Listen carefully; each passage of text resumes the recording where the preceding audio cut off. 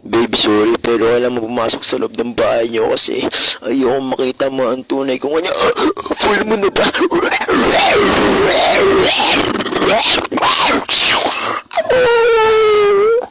Hello? Ako nga pala to, babe. Sabi ko sa'yo pumasok ka na. Sorry, babe, pero rules are rules. Kailangan ng karinig kasi nakita mo ang tunay kong anyo. What? Pare, tumigil ka. At sino ka naman para umarang sa dadaanan ko?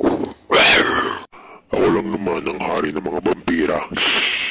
At walang karapatan upang patayin ang babae ito dahil minahal ko siya at may anak kami.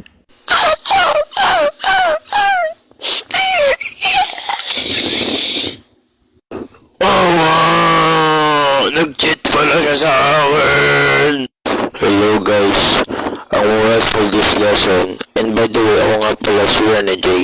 At syempre, ang moral of this lesson, huwag tayo mag-cheat dahil hindi natin alam ang consequences nito sa atin at sa mangyayari sa iba. Salamat!